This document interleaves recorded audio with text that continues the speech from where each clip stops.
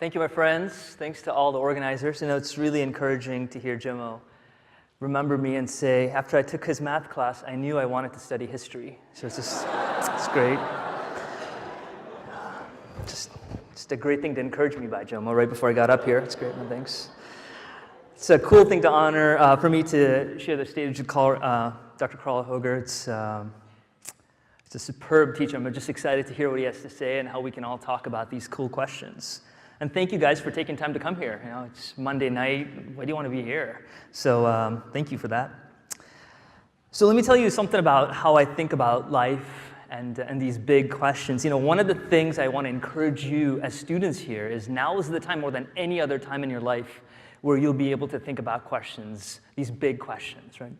So, you know, here's the Veritas Forum. It's a goal to talk about these big ideas and what that has to do with all these things. And the issues we're here to talk about today are, let's see, the meaning of life, right? Big question. The nature of reality. Is there a God? How do we know? And to me, probably the hardest question to ask is, why are infinity scarves so popular? Isn't it just a scarf with the end? Whatever. Personal struggles, you know, I just want to share that. So today we're here to share about these big ideas, right? God, science, reality. Now, when you talk about the word reality, you know, everybody has a perspective on what is real. So is it what you think is real, or what I think is real? I mean, how are we going to figure out what the word reality is with a capital R? You know, there are different kinds of realities. Let me give you an example, right? This is math reality. Patience, children, patience. Many of you guys are getting a little queasy, right? But check this out, check this out. Let me tell you what this is. It is one of the most beautiful equations I've ever seen in my life. What this is says the integral just means add up, right? If you add up the curvature at every point on your surface, it's equal to 2 pi times its Euler characteristic.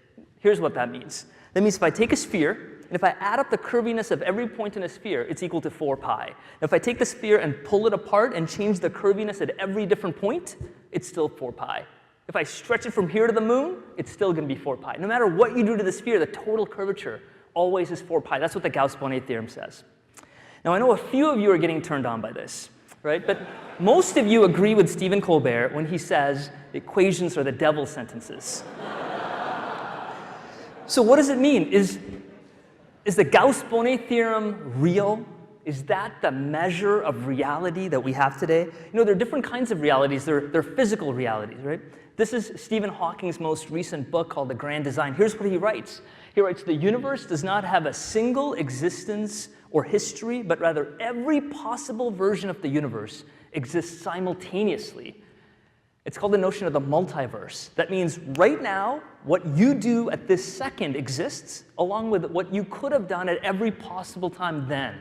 Along with every other person, every possible thing that could have ever happened is actually happening, and you live in a slice of that reality. I mean, is that what's really real? Are we just a slice of all possible things that could have ever happened? Is that the notion of the multiverse real? You know, for thousands of years, the notion of truth and reality have always been linked to a notion of a God.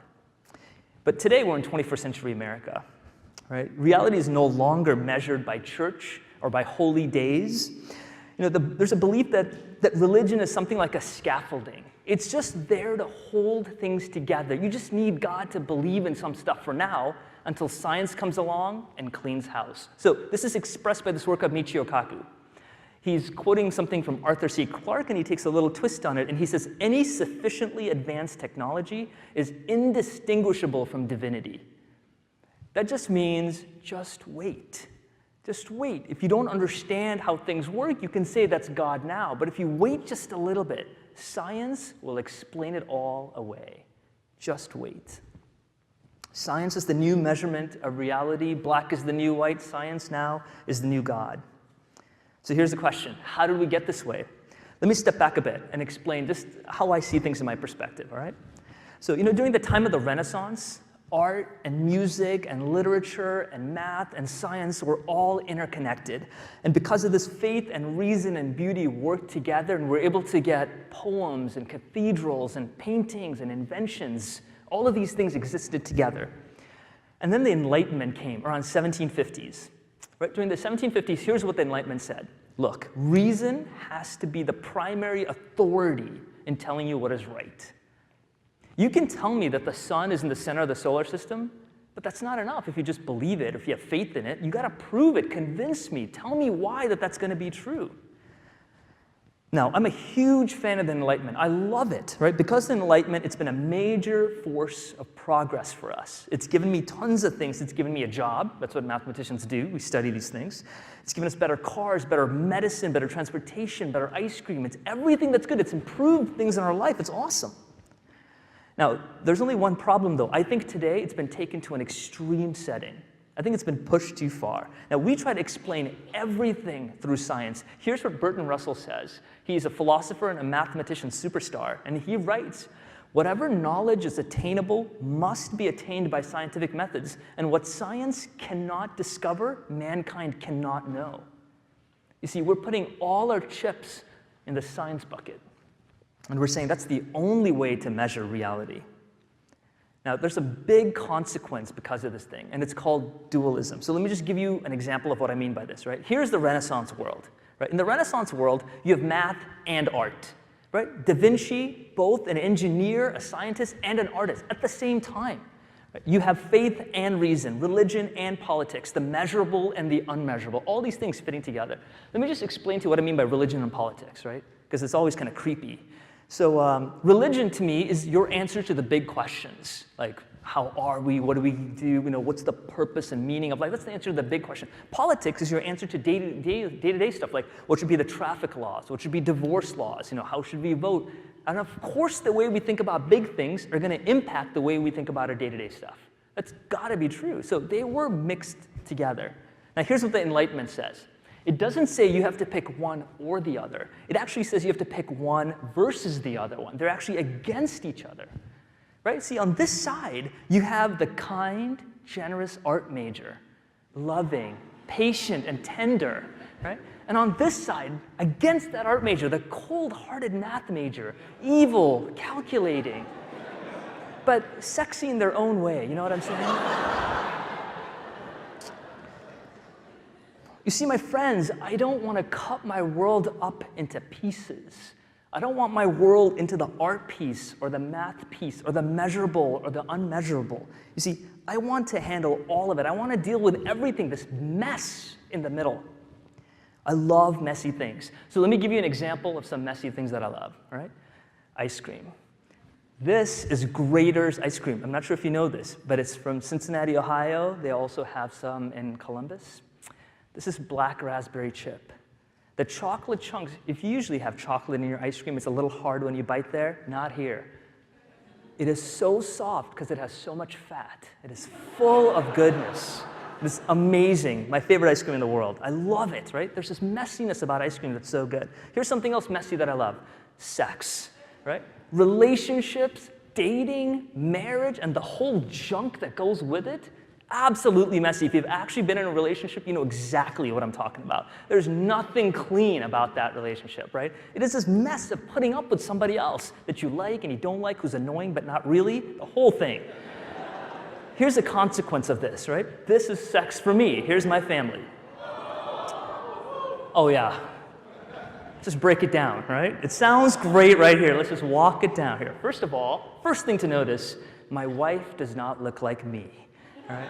So she's not Indian. So she would be the first person to tell you, look, marriage is hard, but if you marry somebody who's outside of your race, it just makes life harder. Guaranteed. There's a messiness that goes with something like this of marriage, and even marrying somebody outside your race. It's just a tough, messy world. And then if you think that's tough, right?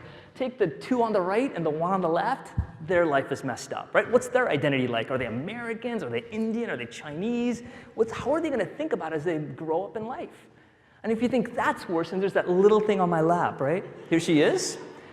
my dream girl, my blonde-haired, blue-eyed princess who I adore. Can you imagine her life when she grows up? Crazy dad and mom, brothers and sisters, totally weird. I mean, this is this messiness of this life. But my friends, I wouldn't trade that for anything. I love this mess. This is my life. It's the reality of this world. We can try to sterilize it and say, you know what, I just want to deal with the measurable, clean things. But we have all of this in us. So how do we take care of this? How do we answer this? You see, here's what I want. I want a model, I want a theory, I want a story that deals with everything. Not just the measurable parts, not just the clean parts. I want to deal with big things like justice and relationships and beauty and significance. I want everything. I want something to explain it all. Why do these other things matter? You know, why is it that science alone isn't good? Why do we have to deal with all of these things like beauty and justice? Well, look, just think about Victoria's Secrets. How do they sell things to you? They don't sell it from data charts. They sell it with beautiful, naked women. That's how they sell things, right? Beauty matters to us. They know it. The world knows it. The people in advertising know beauty matters. That's how we are. We're humans who value beauty. You know, why do we go to concerts? Why do we watch sports? Because we want to find significance, a shared experience, so we can tell our friends, man, were you there at the game? Wasn't that awesome? We're bigger than just the scientific things. Why do we listen to Oprah? Why do we care about Deepak Chopra, music, mysticism? Because we thirst when somebody says there's something bigger going on. You know, what do our hearts burn when we watch 12 Years a Slave?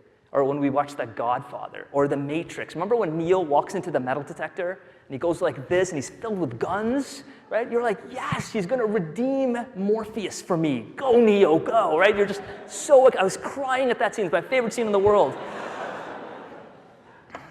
Because we want justice. We want retribution. We want Neo to set things right. We care about these other things. Now, here's my question. Which story, which model, which theory best explains it all? Which does it? The Enlightenment viewpoint says, you know what? All of this can be understood through science alone. It'll explain it all. I don't buy it.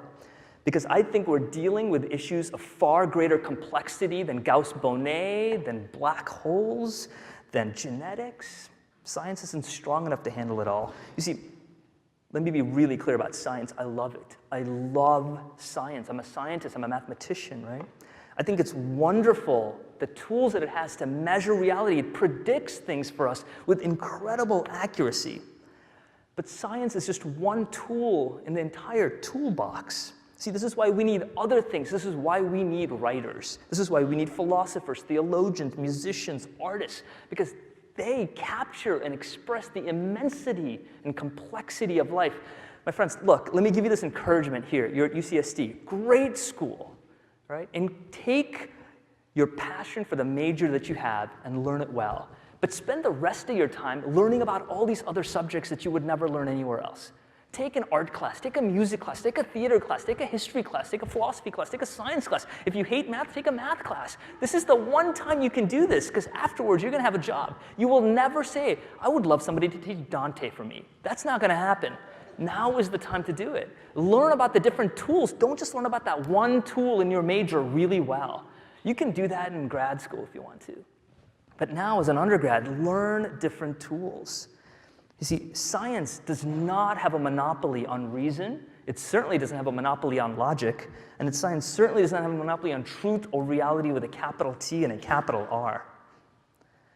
And I think believing science is the only language of truth, I think that's an incredible leap of faith. I think it's as great a leap of faith as a belief in a God. Now, whether you realize it or not, I think each one of us is living a life of faith in something. David Foster Wallace, an amazing novelist, he says this in one of the graduation speeches that he gives. He says, there's no such thing as not worshiping. Everybody worships. The only choice we get is what to worship. Look, we must put our chips in some bucket. We must choose. And by you deciding not to choose, if you say, look, I don't even want to choose, that is a choice. You're holding the chips on your own sleeve. That's cool, but that's a choice. That is a faith statement. There is no neutral ground. To me, no theory, no story is as satisfying in explaining this world, all of the world, the measurable parts and the non-measurable parts, as the Christian faith. So let me be clear, right? I don't believe in the Christian faith because it gives my life meaning or it is emotionally satisfying. I'm a mathematician. I have no emotions to satisfy. The reason I believe in physics, the reason I believe in the existence of forces and particles that I cannot see, the reason I believe in physics is because it best explains the physical world. Not because physics makes me happy, not because it's emotionally satisfying, because physics best explains that nature of reality. And the reason I believe in the Christian faith, that the world is broken because of its separation from God, that this God pursued us to bring us back to him, and it's clearly seen in the life and death of Jesus. The reason I believe that story is because that best explains my deep questions, this mess that I see, my hunger for justice and beauty.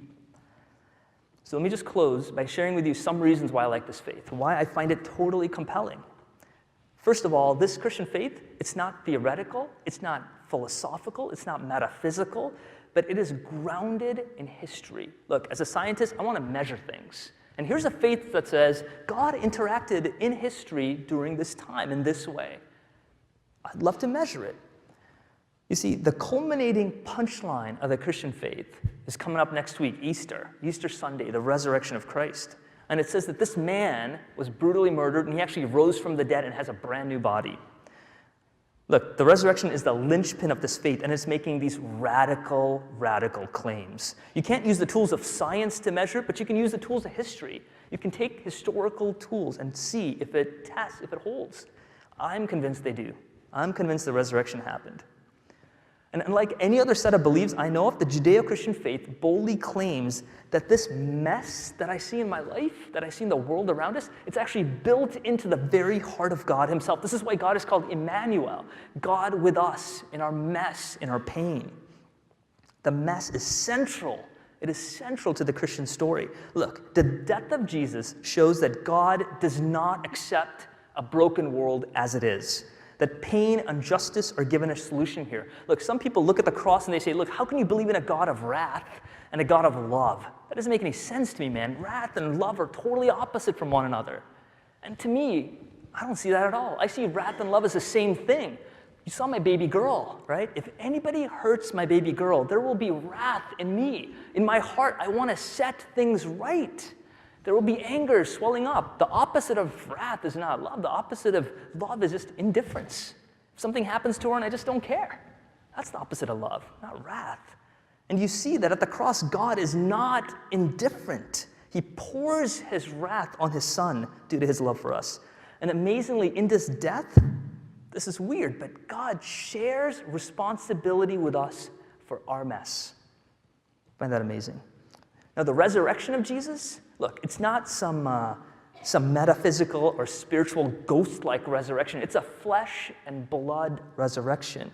It says that the physical world matters, that flesh matters, sex matters, ice cream matters, earth matters, these things matter. See, this beautiful world will not be tossed aside. So what does this afterlife look like? You know, the new heaven and the new earth, what does it look like once we die? And what is the punchline to all of this? To me, here's what the future looks like. It looks like artists, musicians hanging out, inventors, academics. I get to do math every day. Oh, the rush. Oh, awesome. And I get to try different ice cream. I get to wear better shoes. I get to have friends come up to me and check out what I just designed. This car, way better than the car that I came up with last week. It is exactly what we were made for. It is the redemption of this world. It is what our gifts were made to do. It is not doing good deeds to get into heaven, to sing songs to a magical God. Dear God, I hope that is not true. But it is a beautiful world that will be set right. It'll be the way things should be. That's what I'm looking forward to. And when I practice this Christian faith, it frees me from brokenness. It actually offers me true acceptance. In my own life, I see more forgiveness, more peace, more love, more understanding, and a wisdom to live life well. Let me just close with a quote from one of my favorite books, The Princess Bride. Here's what it says. Life is pain. Anyone that says different is selling something. The point is, you can come and listen to us speak and talk and maybe answer some questions, but the point of it is we're living in this messy, tough world, and we have to deal with really hard questions. There's nothing we can say in 15 minutes or half an hour that's going to be revolutionary. Life is pain. There's no quick fix to this thing. But my friends, now is the time more than any other time that you can wrestle with these big questions, and don't be afraid to get messy. Thank you for your time. Talking about science, students will come into my office occasionally to talk about careers and life in general, and eventually religion will creep into it, faith will creep into it. Why? How can you be a scientist? How do you rationalize science and faith at the same time? And a lot of these questions are things that I've struggled with myself for a long time. You have to understand me, you kind of understand that I have been in love with science since I was a little boy, a little tiny boy, and I loved the stuff, making firecrackers and what have you. And yes, I did. Yes, and I did. And yes, I did. Sorry, Satyan, but I did think math professors were Satan. As I've told many people, math was just not my forte. It was something that I needed to help explain the chemistry, some of the chemistry that I was eventually going to do. And I was an organic chemist, and I believed that back in those days, I'm not going to need math, I'm not going to need physics. All I need to do is know how to make drugs. Okay? I mean, that's really, to be honest with you, when I went to college, what I wanted to do was to win the Nobel Prize. Seriously, that was what drove me. And in fact, I even can remember what I thought I would want to win it in. I wanted to find a cure, a way to stop hemophilia and sickle cell, blood diseases. Fascinated me. And I was a chemist. Now, why that fascinated me, I don't know. But it was just something that I found myself being drawn in as an interest.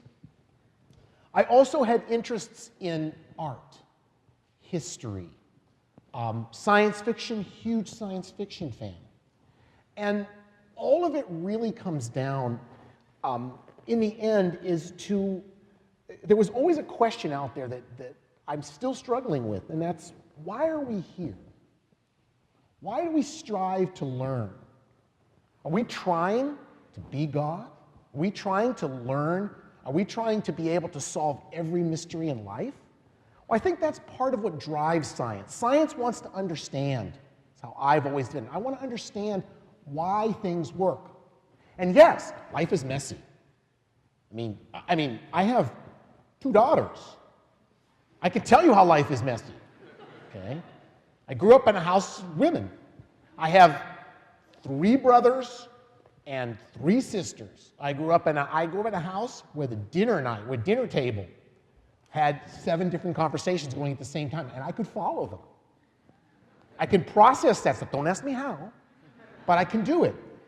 So one of the things that I've always wanted to be interested in terms of science is, how does science play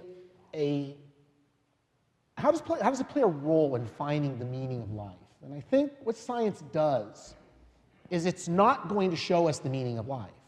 What it's going to do is going to provide a framework within which we can maybe find some meaning. But the one thing that always was there throughout all my studies in science was that there was something that was always missing, something that science couldn't explain, the spark of life. That instantaneous flash that you have in the shower, or when you first wake up in the morning, when you solve a problem. And I'm not talking about a math problem or a physics problem or a test question. Something that's been bothering you in your research. And boom, there's the answer. It just comes out of nowhere.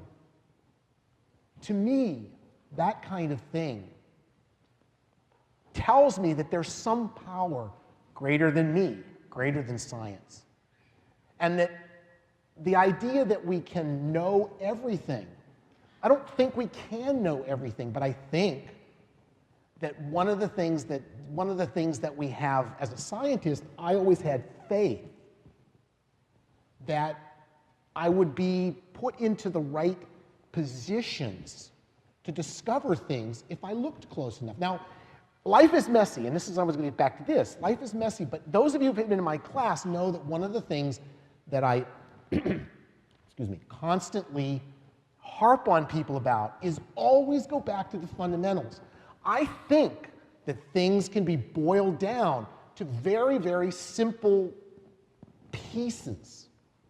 For example, if you look at DNA, 4 molecules, 4 pieces that make up DNA molecules make you up.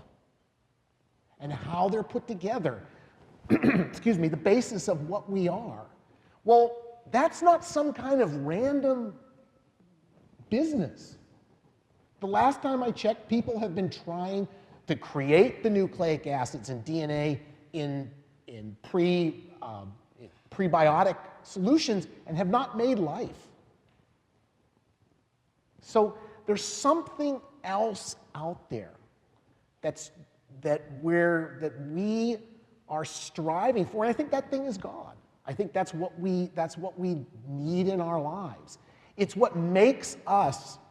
Somebody has asked. I've asked this question to myself, if tomorrow I had proof that there was or wasn't a God, let's just say that. What if I woke up tomorrow and there's proof, no God? Would it change the way I view the world, the way I deal with things on a day-to-day basis? And the answer is no. I do what I do, I am the person that I'm the person, because it's right. And I do believe in a higher being. I do believe in the God. And I've done this since I grew up as a Catholic. I still am. I've never had to stray from it, never strayed from it. Now, take that, now I've fallen away a couple times, but I've always come back. One of the things that we had to learn growing up, and I went through 12 years of Catholic education, and I turned out okay, mostly. But one of the things we had to learn is about other religions. I learned as much about other religions as I did about mine. And it was interesting because what I got out of it at the very end of all of this, and I've thought about this over and over, is that what I got was that what faith you were wasn't important as long as you have faith. What makes you a good person isn't the fact that you're afraid, oh my gosh, when I die, and I'm sitting on that bed and I'm going, oh, what if there is a heaven? I'm not who I am. I don't believe what I believe because I'm afraid of that. I believe what I believe, and I am who I am because it's right. I push my students because it's right. Now, before I taught, and I've taught for a number of years here, but before that, I did research. 20-some years. I was at the Salk Institute for almost, I think, 12, 13 years, something like that. And I was working on cutting-edge kinds of research. We would get compounds. I did some work with the NIH peptide biology, or I ran the NIH peptide, excuse me, peptide biology. That's going to be good.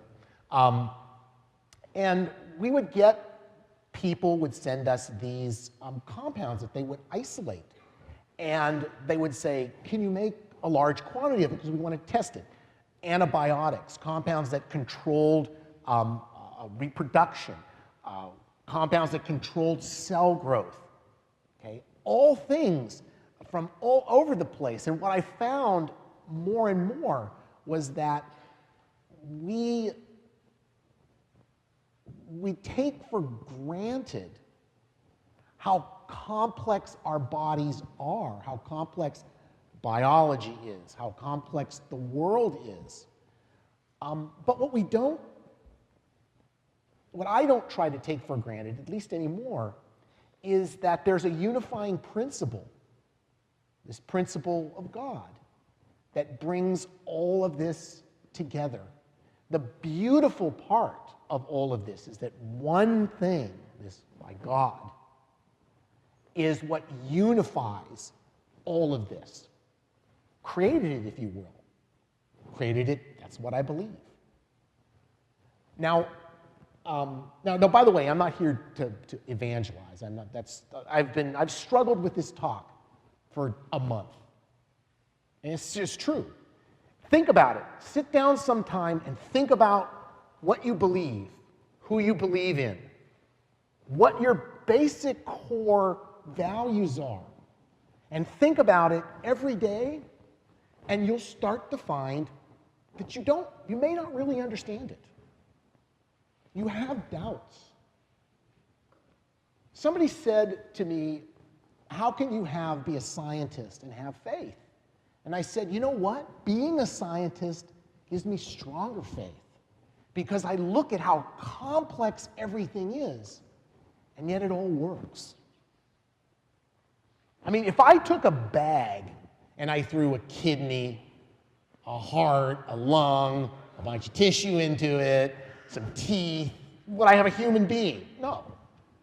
Okay? If I took a human embryo and was able to, or sorry, not human embryo, a human egg, and was able to impregnate it with a frog sperm, what would I have? Well, first of all, it won't take, but what would you have if it did take? And it's questions like that that have kept me going in my scientific career. Teaching now, why I became a teacher, or why I'm teaching now, is for kind of a silly reason, some people think, but it came out of research. I was doing cutting-edge research for a long time, and I also taught for a long time too, but with teaching this cutting-edge research, one of the things that I noticed when I was out there was a lot of young people were turning away from science.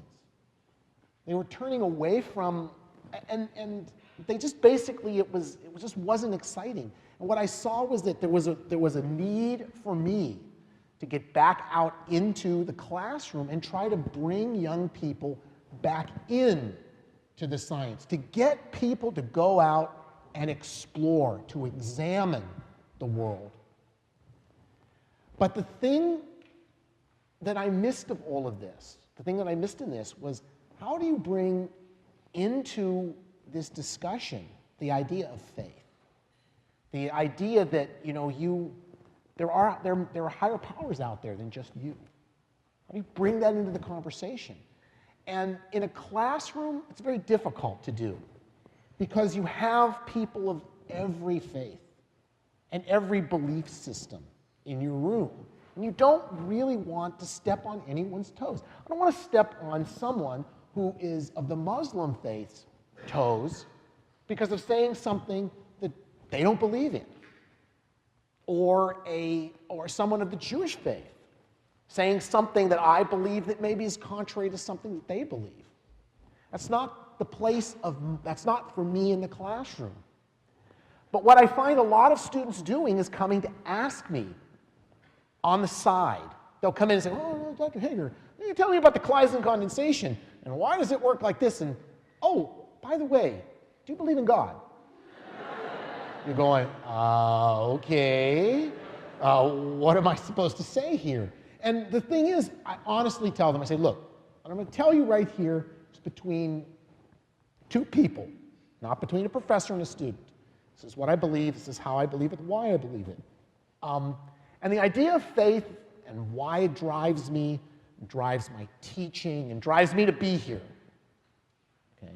This was something I thought about canceling more than once. Never done it before.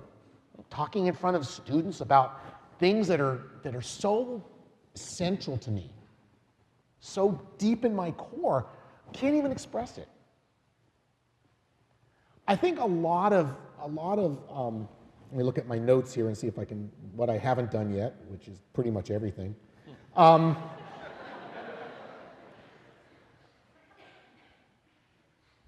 Part of looking for a universal truth, that's something everybody wants. They want the universal. They want to find something that explains everything universal. All of you have heard of Einstein, right? Do you know what Einstein, on his supposedly in his last days, he considered his life a failure. Because of why? Because he couldn't find the principle, the unifying principle that could take everything and put it together. Gravity killed him. Okay? And this is a guy, by all means, no one would ever say I can't say the guy's a failure, come on. But he wanted to find something that unified everything. And you know what? It was there all along. It's called God. That's pure and simple. Okay? I'm going to close at this point in time by reading you something. I thought about doing this, and wasn't really sure. How many of you know what the Serenity Prayer is? I've never heard the Serenity Prayer. Some of you may have heard this before. This is one of my favorite things, and I have to tell you, this is something I say, I use a lot when I talk to colleagues in particular who are struggling with things. Okay? Now, the Serenity Prayer, as most of you have heard it, goes like this. God, grant me the serenity to accept the things I cannot change, the courage to change the things I can, and the wisdom to know the difference. Okay? That's a beautiful set of thoughts. But let me read the entire thing to you. And what brings this up is that I had a conversation with a colleague today, and this colleague actually needed me to recite this to them because of some struggles that they're going through. So the whole thing goes like this. God, give me the grace to accept with serenity the things that cannot be changed, courage to change the things which should be changed, and the wisdom to distinguish one from the other. This is why you're in college. But here's the part nobody listens to or hears. Living one day at a time, enjoying one moment at a time, accepting hardship as a pathway to peace. Taking, as Jesus did, this sinful world as it is, not as I would have it. Trusting that you will make all things right if I surrender to your will, and that's the capital yours, so that I may be reasonably happy in this life and supremely happy with you forever in the next. To me, the Serenity Prayer is a prayer that I do on a regular basis because of the messiness of life. Because I have to constantly remind myself that there are things I can't change. And that I have to accept the things I can't change. But that I have a duty, and I have a duty and a responsibility to change the things I can. And out of this whole thing, if I could say to all of you, remember the first 3 lines of the Serenity Prayer. Change the things you can. Accept the things you can't. If you can find a way to change them, great. And third, have the wisdom to know the difference. Don't tilt at windmills. And in all of this, faith, belief in God, whatever you have, whatever God you believe in. Believe in Christ. All of that should point you in the right direction. And that's really what my faith means to me. It keeps me on, like a rudder on a ship, it keeps me on course. And it's so easy nowadays to go off course. I need it. And some of you think I'm really together. Maybe not anymore, but it's how I do it. It's the only way I can survive. And those of you who don't, I won't tell all the stories, but I have had hardships in my life.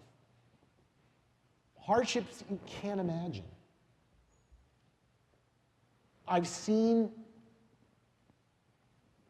people die I've been there right after my father died. I have regrets about that to this day. But you know what? He's in a better place. And that, to me, is what drives me forward every day. That there is a better place. I'm going to make this place as good as I can, as long as I can. But that someday, there is a better place for me. And you're too young, most of you, too young to really worry about this yet. I was bulletproof when I was your age. Not anymore. I see those bullets and they get closer every day. At any rate, thank you for listening to me, and I think I'm done. I find it really dangerous if you want to split the world into using your mind and using your ideas for academic things or for the betterment of the world and not for anything related to faith, because I don't know where the line is, right? So I don't know where the line is if you say, I believe in a God, or I don't believe in a God, or I believe in this God, and how that could possibly, how you can possibly think that that doesn't affect the rest of your life. I think it's one big blur in terms of how we act and think and feel. I think this concept of emotion, to say that me as an emotional person is distinct to me as an academic person, of course it isn't. You're this whole person. And to say that I can cut my life into those pieces is, I think it's dangerous. So to me, one of the things that attracts me to the Christian faith, compared to other faiths, is the fact that there's some kind of nerdy scientific thing you could put on there, some measurable things. You can say, oh, you're making some historical claims. All right, let's talk about that. Right? Rather than a set of theories or a set of metaphysical ideas, it actually says, no. There's an instant when God did X. And there's another time when God did Y. Really? Really? Okay, let's see if that's true. So the fact that you can actually use your mind to understand some of those things is attractive to me. So I find it dangerous to disconnect those things. Carl, what would you say?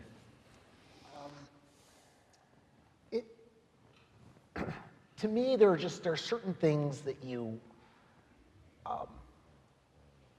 I don't want to ever get into a situation where I think that I can think everything through. There are just some things. Faith to me is faith. You can try to dissect it all you want, but it is what it is. So as a scientist, and I deal with numbers and data, or at least when I was doing the research, with results. If I try to do this with my faith, well, okay, let me put it this way. I have done some of this with my faith. I have done it. Trying to dissect things, trying to find holes in what I believe. And every time I find a hole and I talk to someone about it, I realize maybe it's more I just don't understand it.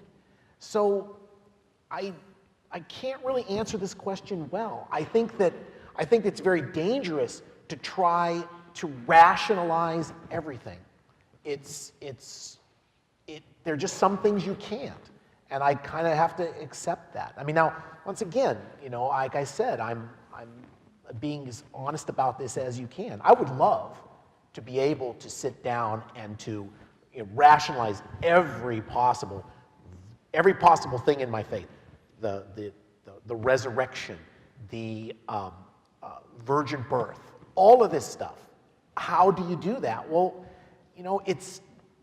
it's mind-numbing at some point in time. You have to just believe, and that's kind of where I am as far as that. I don't know if I really answered the question. It's one I'm not really sure I know how to answer very well. But that's kind of the whole thing. I mean, I to this day, one of the things that still amazes me is that a man who walked on the earth 2,114 years ago is still a huge topic of conversation in the world. I mean, who else in history has that kind of cachet? And I struggle. I said, I don't understand. There's something special. Okay, it's something special. Do you mind if I ask Carl a question? No, I don't mind. There's just one thing that really caught my attention. I thought it was lovely what you said. And this is, I think I would disagree a lot about this thing, so I thought I could just get your opinion. When you were saying, if you have a proof that there's no God, right? Sorry, yes. When you said, right, if tomorrow you wake up and you just have this proof, you found out, boom, this experiment proves it, then you would say, you know what, my life really wouldn't change that much, right, in terms of the day-to-day stuff. And to me, my answer is sort of like just the opposite, right? Because I'm sort of putting my chips in this one bucket to say that I'm going to view reality through this lens. And even if you take, for example, some of the big religions, like even Judaism, Christianity, and Islam, they have complete different answers to what Jesus did. Judaism says Jesus died, end of story. Islam says Jesus never died.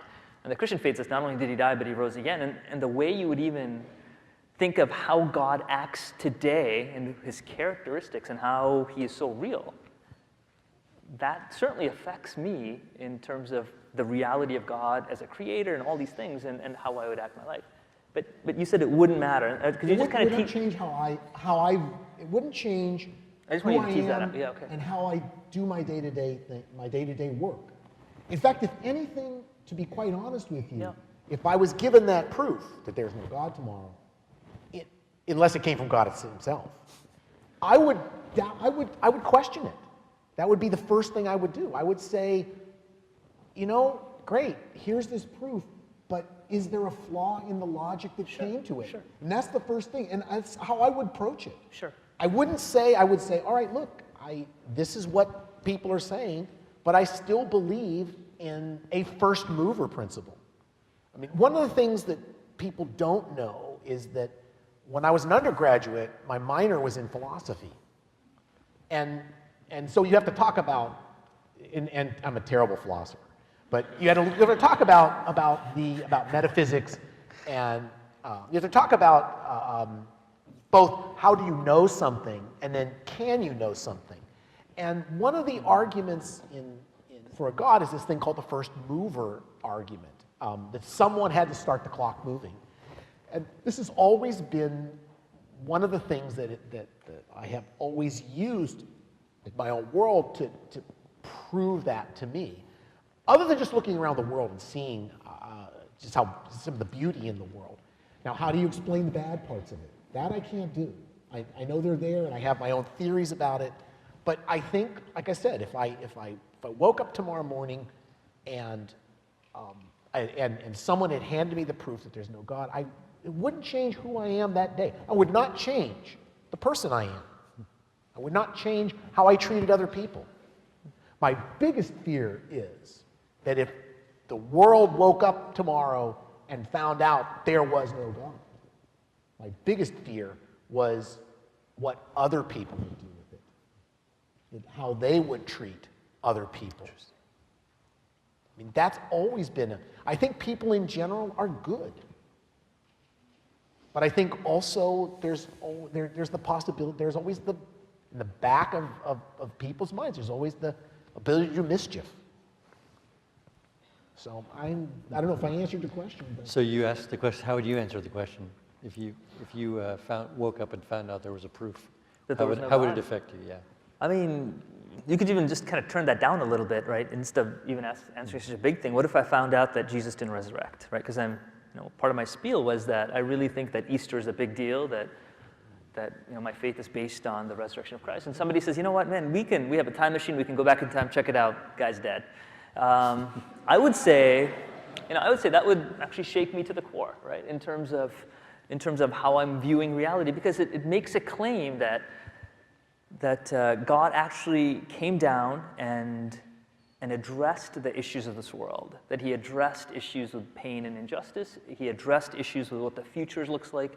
His resurrected body was a shadow of the reality that's going to come, and if that didn't happen, I gotta kind of go back to the drawing board again. It would really that's different than whether I would still do math, right? I can't integrate anymore, right? That's still not gonna, right? Still gonna be integrating, right? I'm just gonna still be doing the math that I love to do and all these kind of things, but and I'm still hopefully will be treating my children, my wife, my students, the people I love with respect and honor, but my identity as to who I am and the way I would see the big questions, that would change. And that would affect things like how I'd vote, or how I'd say speeding laws should be, or divorce laws. It would matter to me because my identity would change. And I think that's hard for me to separate who I am versus my big beliefs in anything. Good.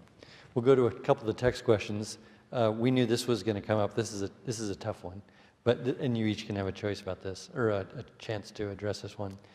The question says, I have a hard time reconciling how the universe and life on Earth evolved and or how it was created. Is there a mechanism, a tested mechanism for evolution? There is a mechanism, a tested mechanism for evolution. Is there a mechanism for creation that has historical proof? You can go in whatever order. I know that's a tough one, but people like to ask that particular issue. Let me just, it's a tough question. And for me, it sort of comes down to, I don't have a problem with the fact that species evolve, with the evolution, but what I believe is that at some point in that, there was a spark that was infused into what eventually became man, and that was provided by God. That's how I view. That's how I view this. Now, this is one of those questions that I really can't answer for you. I can't answer well. That's about the only way I look at it. There was a point, a spark at which animal became man, and that is something that just what I believe. I don't know any other way to put it. Okay. The Jewish faith about how creation works is not that creation was sort of a instantaneous thing, that God did it and took his hands off. But the Jewish faith, actually, they call him God's sustainer, which means without God actually holding the world together now, at this very second, the world wouldn't exist. Right? So this concept of creation is pretty radical, this Judeo-Christian perspective, in the sense that it's not that when did God start and what did God do, it's the fact that God is involved in everything at every second and every time. This is his beauty, this is his work of art. So having said that, though, to talk about creation, I think the big issue comes with reading Genesis, right? I mean, it feels like if you kind of take that off, there's really not much of a tension, right? People say, you drop an apple, boom, the apple falls, you have gravity. People aren't like, whoa, wait a minute, right? There's no issues with gravity, there's no issues with quantum mechanics, there's no issues with up-down quarks. Nobody's really here annoyed with the down quark, like I've always struggled with that. Nobody says that. But the big issue is somehow with like biological things, because it feels like, well, Genesis says X, but evolution says this. And I think the danger is that we read Genesis today in America, both sides, people of faith and people who are secular, humanists, atheists, we're both reading it as a document written by journalists who are enlightened, right? We're like, well, Genesis 1 is a reporter, and the reporter's there going, and now day 2, right? We see it, right? It's not. You have to understand, this is a document that's written in a very particular time frame for a particular purpose. In fact, if you read it as a work of a scientific document, you're going to get in big trouble for one reason when you read Genesis 2, the very next chapter. Right? In Genesis 1, it says God created the plants and then the animal, blah, blah, and then the last day was man. In Genesis 2, I mean, dude, come on, editorial issues. The next chapter says God created man, and then he created all these things.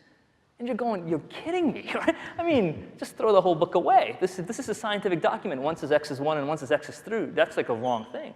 So either the people who put the Bible together are just a bunch of idiots. They're like, dude, let's put it right here, right? Let's put it right next to it.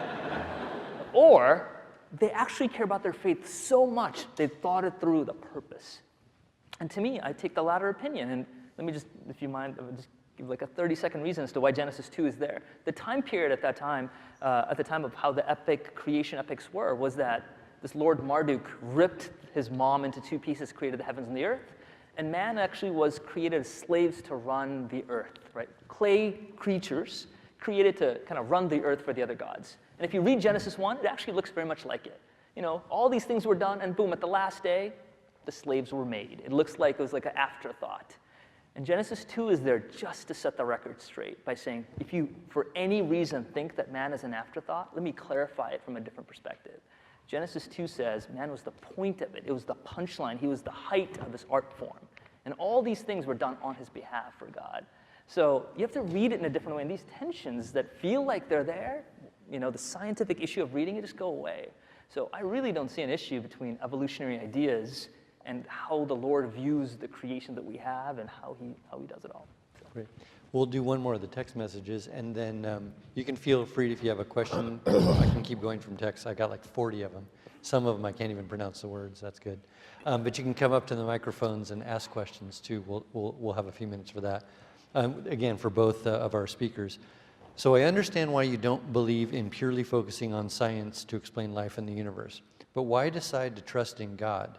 What makes the logical leap to the conclusion that God can answer all these questions instead of just accepting that we'll never know? I thought it'd be an easy question. Okay, let's go to the next question. No, I'm just kidding. I mean, so I'll say something, and then Carl, you can go. And to me, I don't use God as a crutch, right? I really want to be clear about that. In other words, I say, I just don't understand how this happened. Let's, give it up to the big G. Must have done something, right? It's not that I don't understand something and I kind of throw it on there. The reason I believe in God is not because I need him to be there. It's because I believe he's true. The reason I believe I'm sitting in a chair is because it's here and the stadium is here. I believe God is real. That's why I believe in him. It's not that I need him, right? I don't need him. My life is cool.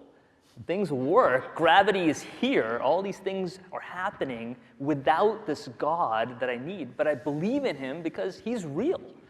And the question you can ask is, well, what makes him real to you? In other words, what are the reasons? So lots of things, but one thing, as I pointed out, was historical stuff, that you can actually test some of these things, and I do believe the resurrection is there. And I actually see the events of how God touched his hand on earth, and I see actually his relationship with me. The fact that I could actually know him as a person. So these are real instances. So that's some of the reasons I believe in his reality, not because I need it. I couldn't agree more. Okay. I've never thought of God as a crutch, more of as, in fact, if anything, I thank him for what I've had, what I've been able to do with my life.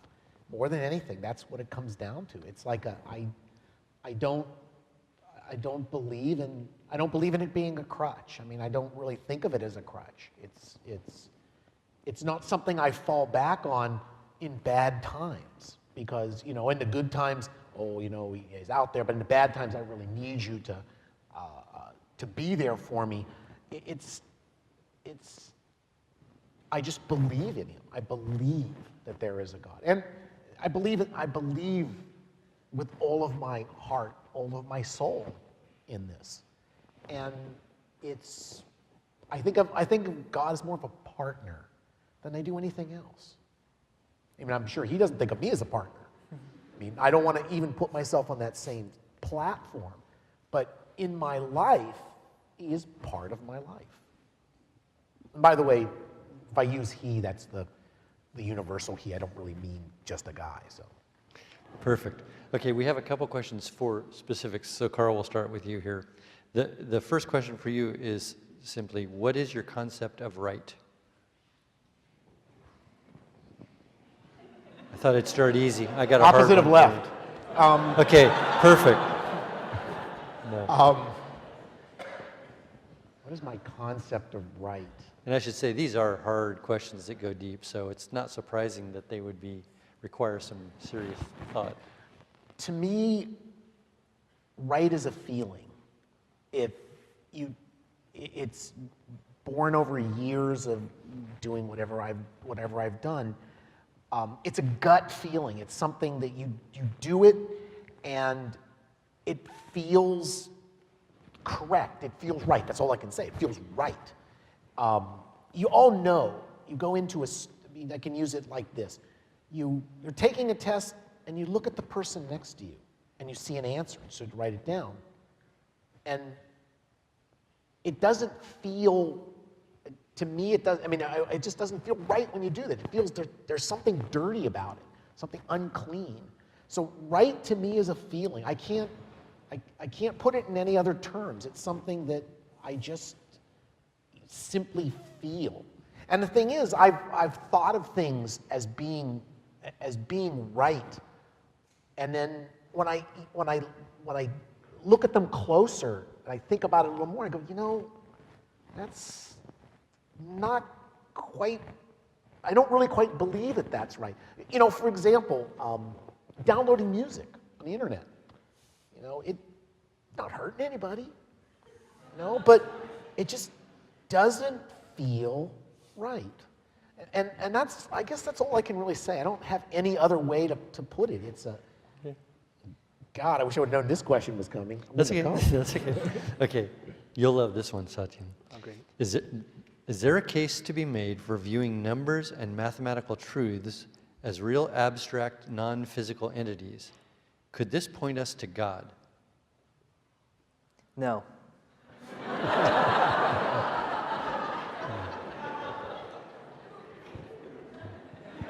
Oh, sorry. Well, That's good. That's good. I mean, to me, again, I want to go back and kind of tease out what I said about math. To me, math is a language. You can even say this is science, but it measures things, right? And it's a toolkit. I think it's absolutely gorgeous. Right? I love it. So I have studied things on phylogenetics. I'm teaching a class next year on origami design. I just think these are like so cool to understanding the pattern and the structure and the right? And then the framework of the world of folding. The way origami works is related to protein folding, which leads to Alzheimer's and mad cow disease. So if you can figure out how a piece of paper folds, you might be able to understand how these big things work. So you can take that and say, well, is there some bigger truth about it? And I'm going, look, man, this is a language that studies structures and patterns. Whether God exists or not, the structures and patterns are beautiful for what they are. Now, as a Christian, I could look back and say, wow, these are beautiful things that God made, these structures and patterns. But as an atheist, I can also look back. If one was an atheist, you could say, these structures and patterns exist in the world today. I don't need a God to have beauty in those patterns. So in terms of numbers and these other things that I care about, to me, it doesn't illuminate any new light on the God of the universe. As a believer, I view it in a certain perspective, but I don't need God to fall in love with math. I want kids to be excited, all you guys, to be excited about math, right? It's working, I can tell. Yeah. Go ahead. How about give us your name and tell us your major? My name's Charisse Crenshaw, and I don't have a major anymore. I'm a postdoc at the Okay. Institute. In what field? Biochemistry. This question's for Satyan, and I'm a Christian, and I'm also a lover of science, sort of a lay physicist, if you will. And I am really interested in the idea of the multiverse that you brought up. Yes. And I was wondering if you've thought much about whether there are any biblical perspectives or foundations that coincide or shed some light on the idea of a multiverse and all of its implications in terms of parallel realities and free will and all of that. Yeah, I think her question was the implications of the multiverse, how it has to do with philosophical issues. I think that really is the right word, is philosophy, right? Because those are, and philosophical, theological implications. From the scriptural setting, I would say, I'd be really honest with you, I'd say no, not at all. And I'll tell you why. Because the Jewish faith is so visceral. They're so excited about the real now. And it is an immediate, beautiful faith that cares about physical things, right? So I'm not saying there's not intense depth and philosophical ideas behind it, but when I read Scripture, I see God of history acting out, and regardless of whether there are other parallel universes, it makes it clear that the Lord of the universe cares about this particular one, and to me that's really important. Now, I think it's a beautiful philosophical question to say, now that that's done and pushed out of the way, what are our ethical implications? What are moral implications with a world that has every possible choice all happening at the same time? But, that's a great question to ask. I'm the wrong person to ask it, right? But there are people who've really thought deeply about issues of morality and ethics in a large-scale setting, and it's a great toy problem to even begin to think about. But from Scripture, I don't see that, right? That's my viewpoint. Here's a good one for both speakers. Do you agree that this was asked a bunch of different ways, so I'm boiling it down to one question. Do you agree that most academics look down on people with faith? And if so, why? Do you agree that most academics look down upon people with faith? And if so, why? I don't know that the term most academics is correct. I think there are vocal academics who do. And I think part of it, I think part of it is that there are just some, there's a saying, haters gonna hate. And you know, that one of the things I was talking to the people of this committee, or of the Veritas group. One of the most heated arguments that I've ever gotten into, and I've gotten into some pretty heated ones, was with an atheist at one point in time, who wanted desperately to convince me that there was no God. And it wasn't a matter of like, here are some facts I'm going to put out, or here's what I'm going to do. It was like, I believe that there's no God, therefore you should. And it got into a very heated argument with this fellow. This is a number of years ago. And I realized at that point in time, I finally just said, look, I respect what you believe, but you're not going to change my mind. I have some family members who became what fundamental born-agains, if you want to put it, born-agains. And I can remember one of them saying to me in a very heated, this is not the atheist, it's another one, very heatedly saying to me, you're a Catholic, you're not a Christian. And I was like going, what? He goes, oh, you've fallen away from Jesus Christ. And why? Why do you say that? Because, and it came down to this in the end, because I don't know the Bible chapter and verse. And they believe everything in the Bible is exactly as written. I mean, in other words, it's a scientific document. And that was their argument with me. And it just, at some point in time, there's nothing you can do to change those people's mind. And I think there's some of that happens. I don't think it's most academics. I think there's a lot of academics that are people of faith. And they just don't talk about it because it's not really appropriate in a classroom. And I'm the first one to say that. You don't talk about that in your classroom unless you're teaching a class on faith. Mm-hmm. But like, if I got up in front of my chemistry class and said, oh, look at how beautiful this molecule is, created by God. I mean, I would run myself out on a rail. But I look at a molecule, look at some of these molecules, this Taxol molecule, that some of you have heard me talk about. Amazing molecule. Can cure cancers, some of them. And it's there in Pacific U. It's a miracle it's there. So there are things, I look at that compound as being miraculous, what this compound does, but I'm not going to get up in class and say this. I told them how amazing the compound is, but who thought of putting it there? That's my own belief system. I don't know if I answered that. Yeah, you did. You said you didn't think it was most academics. I don't think it's vocal academics. Okay, Satyan, what would you say? Well, I think you said a lot of things that I think are absolutely true. I think there's a big, in academics, they think things through, right? That's our business. If you're a historian, if you're a philosopher, if you're an artist, if you're whatever it is, you just want to think things through. So I think there's a notion in academia that, look, if you're going to be a man or woman of faith, just make sure you think it through. And I think that's the right thing to ask for. The one, sort of to piggyback on what you're saying a little bit, Carlos, there's a big difference between believing something is true versus believing something is literal.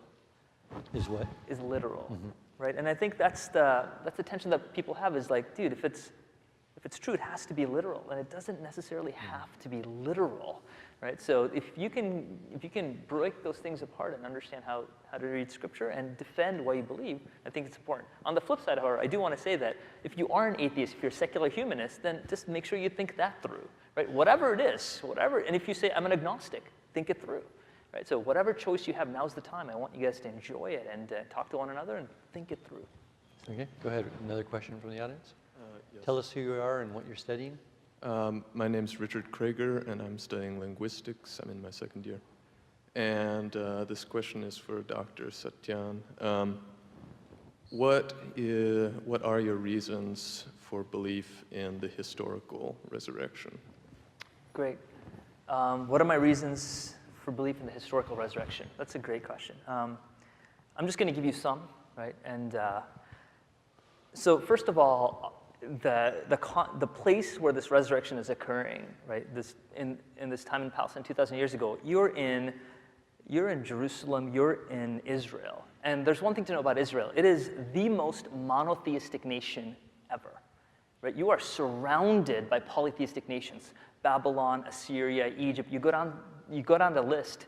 Rome, right? The center of it all says, BYOG, bring your own God, right? Just whatever, come on to the party. And the Jewish nation says, you know what? In the middle of all of this, we're going to be the most monotheistic nation. We're going to say there's one God, absolute truth. Now, from this belief system comes this idea that this man, Jesus, was God on earth. I find that, that's actually disgusting. How could you even say that in this most monotheistic thing, there's some man who was God? That's repulsive, right? Unless it was true. Here are a couple of things about the resurrection that I find really exciting. Is one, other than Jesus, there were lots of messiahs. Jesus wasn't the Messiah. There were lots of people claiming to be the Messiah. And here's what happens anytime there's somebody called a Messiah. They come up, and Rome says, I'll kill you. And Rome kills them, right? And what the people do, and this is historical fact, they go to the next possible Messiah who happens to be usually the brother of the guy who just died. And they say, hey, dude, how are you doing, Peter? You're up, right? And they pick him to be the Messiah because there's something about that DNA, that it's in the family genealogical lines that never happened with Jesus. Once Jesus died, nobody turned to James and said, you're the one. In fact, what's interesting is after Jesus died, they still called him Messiah. That's never happened before. I find that fascinating. The moment some Messiah dies, you said, too bad, that didn't work out, let's go to the next guy. But yet for this one, they held on. That I found interesting. And more importantly, and here's the thing that really perplexes me, unless Jesus was the Messiah, the perplexing thing is, here's what a Messiah is supposed to do. The Messiah does three things. The Messiah cleans the temple, for the temple represents God on earth. The Messiah puts justice to the enemies of Israel, and he brings peace to the nation of Israel. And when they say Jesus was the Messiah after he got killed and after he died, none of these things happened. The temple was still the same broken temple under Herod. There's no peace, and the enemies of Israel, they were still being oppressed by Rome. Why in the world would you call this guy Messiah unless something ridiculous happened? So to me, there's not a slam dunk argument, as you would do with any historical thing. There's nothing clean. But these things convince me that in the most monotheistic place, this radical notion comes, which doesn't even make sense unless something amazing happened. Thanks for your question. Sure, thank you for the question. Okay, another question? Hi, my name is Jonathan Saleshi. I'm a senior urban studies and planning major. So I've been struggling a lot with this question. You guys didn't talk about it in your talks or whatever, but when you were answering a question, Carl, you kind of hinted at it when you were saying, they said I'm Catholic, but I'm not Christian or whatever, and I've heard that a lot.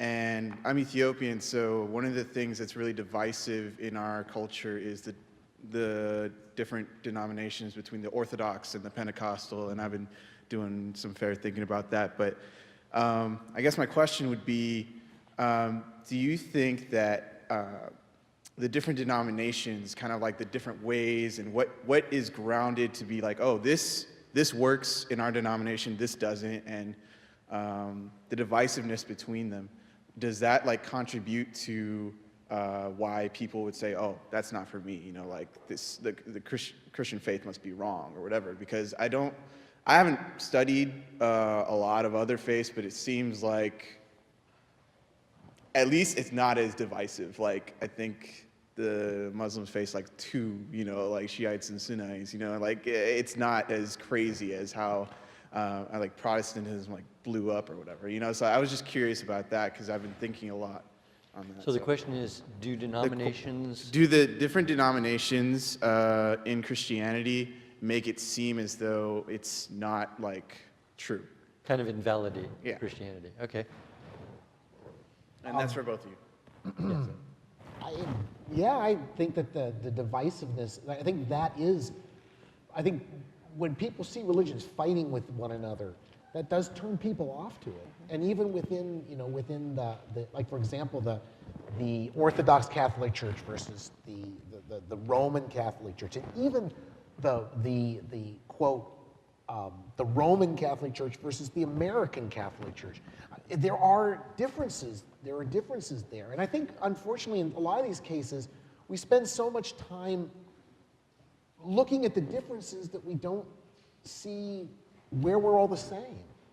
And that's, we should be looking for a thread that connects us all, not a thread that tears us apart. And I think that is part of the problem. People turn away from different, a number of Presbyterian friends of mine who go to a church for 6 months, and they go to a different one, and they go to a different one, because they don't like what the minister's saying, or they don't like some aspect of what's being taught. One of the friends basically just simply became agnostic at that point. Just said, I can't find anything that works. There's just too many people arguing with each other about how faith should be, how the religion should be taught or practiced or whatever. And yeah, I think that's a real concern. And I think I had a friend who was an Orthodox Catholic who believed that it was shameful that the priest faced us instead of facing, they used to be, in the old days, you would face the altar. You would face the altar as a priest, and so you would be, when you were doing it. I was an altar boy, so I know this. You do like you were doing the mass like this, and so everyone was looking at your back. Well, they changed this around when I was younger because it was trying to bring the people in, and I know people hated that, and still to this day hate it. And I think that kind of stuff turns people away from one religion or the other. And I think that, for me, I think I wish people would look at what brings us, what we have in common, rather than what we have as differences. Maybe that would make the world a better place. Good. Satyan? I don't know if I answered your question, but. Yeah, Satyan? Just trying to get to a few questions. Go ahead. I think since we're in America, and it is very much a Christian nation, meaning that we're very comfortable with the identity that I grew up in the Christian church or something like this, that you see these denominations as a big thing. But I think if you go anywhere in the world, I grew up in South India, trust me, man, there's, if you look at the Jewish faith, different rabbis have different authorities, and you could say, I'm under this rabbi, under this headship. I think everybody has denominations in their own setting. Every religion has their groups in their own thing. Mm-hmm. At the end of the day, it's like saying, if you come to this school, you have to listen to Miley Cyrus every day. And some kids would go, dear Lord, never, right? And so there are these tastes we have, Some people think, that's great, what's wrong with her music? Other people say, never in my life do I want to listen to her again. So, to me, denominations are very much like tastes. On the other hand, I think it's very dangerous to take that and say, you have the card, right? You have the card that trumps all the other cards. And to actually degrade and view a human differently. Right? So I think it's different to say you have a different taste. You view how to approach God in a different way. As a Roman Catholic, there's a rich history in your life. That's great. But to use the card and say, now, my friend, as a human, you're no longer cool, right? You're at the second level. If somebody sees that and calls himself a Christian, that definitely damages the faith. Absolutely. So we'll have one more speaker question. You'll get it. And then Jomo will come up and close us and invite us to the program following. So go ahead. Why don't you tell us your name and your discipline? My name's Alex Nguyen. I'm a first-year graduate student at UCSD with the Chemistry and Biochemistry department. I'm also a TA for the analytical chemistry lab that's taught here. And I know, obviously, in our TA training, we're given like a list of topics to pretty much not bring up in our particular lab sections. In my case, religion, politics, being the big two. But, as a Christian, I recognize that my faith is, a big part of who I am. And kind of agreeing with what has been said, I find it really hard to separate, like Alex the TA from like Alex the Christian. So my question would be to both of you as educators, how do you feel that your faith has impacted the way that you have approached your roles as educators, or has it changed the way that you've taught things? Has it changed the way that you've approached teaching?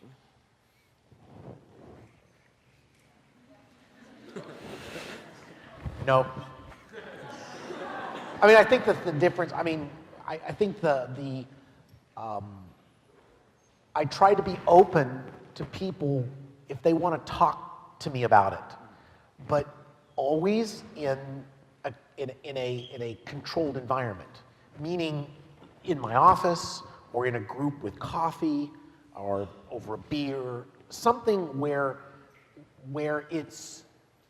I'm not Dr. Hoeger, the professor. I'm Carl, who's just answering a question that you have. And so for me, it's a matter of being open to students wanting to discuss this. And there's a lot of students, I think, who are afraid to tell people that they're people of faith because they're afraid they're going to be ridiculed. They're afraid they're going to be discriminated against. On the line, and I tell you that I'm a Christian, is that going to affect how you view me in my class, in your class? And I try to tell people, how I treat you in my class is like how I treat everybody. You know, I do treat, when you come to the office, a little better than when I do in classroom. But the thing is, I don't think it changes much of anything, with the exception of one of the things that it's done is that I try to be a better person. I try not to be judgmental with my students. I've really tried, and I fail sometimes. Trust me, I fail. And as most of you know. But the thing is, I try to always be better the next time.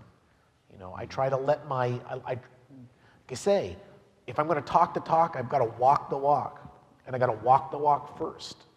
And I try to be a Christian in my everyday life. I fail. I mean, I don't always do it, but I try as much as possible. And I want to be open for students if they have questions, if they want answers. And a lot of you have questions. A lot of you want answers. I can't give you answers, but I can give you direction. I can help. But I'm not your father. I'm not a priest. I'm not your rabbi. I'm not your mullah. I'm just a man telling you what I believe. And that's how I bring it in my teaching every day. Okay.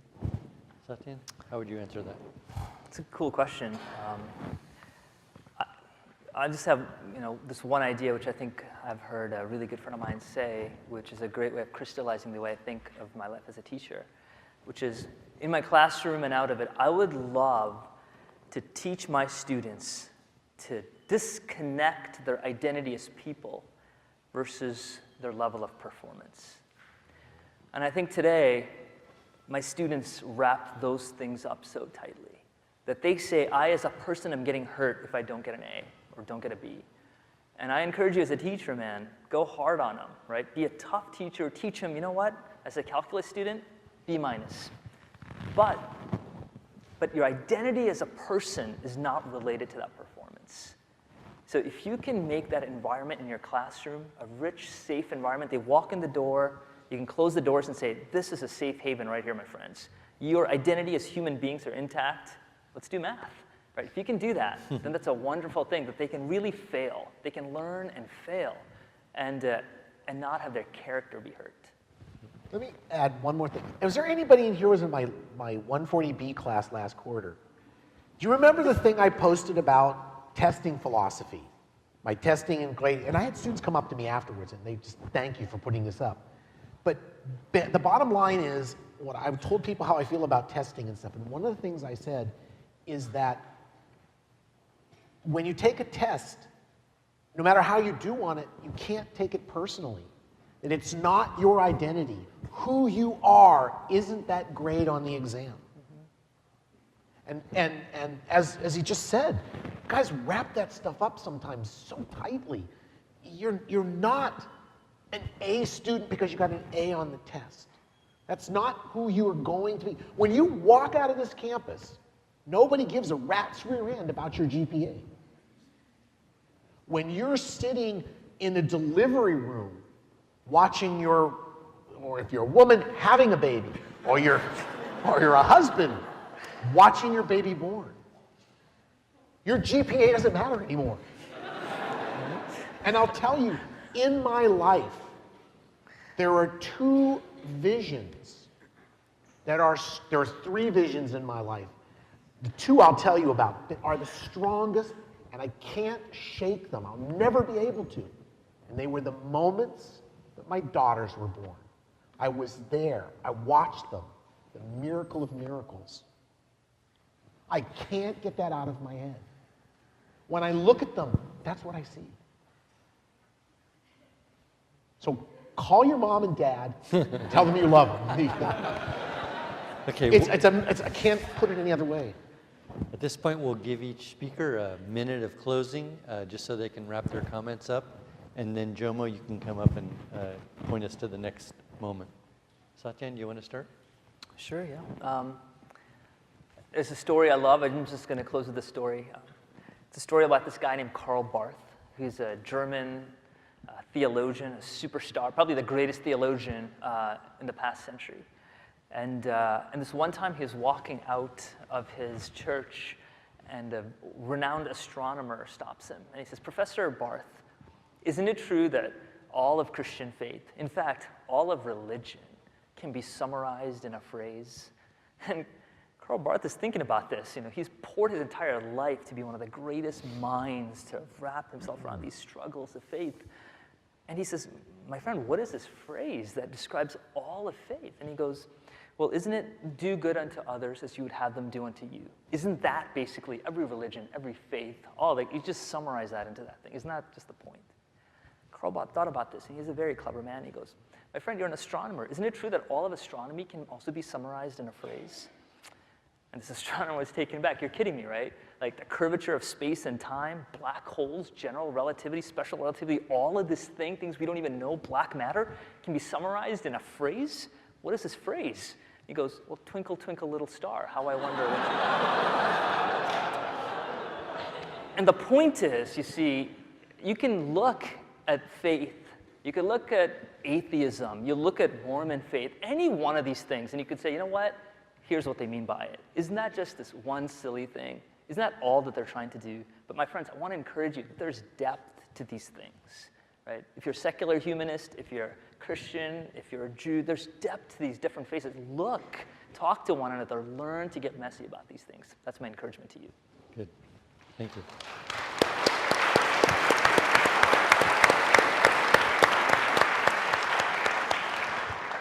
Carl? You know what? That's like the best closing argument I've heard.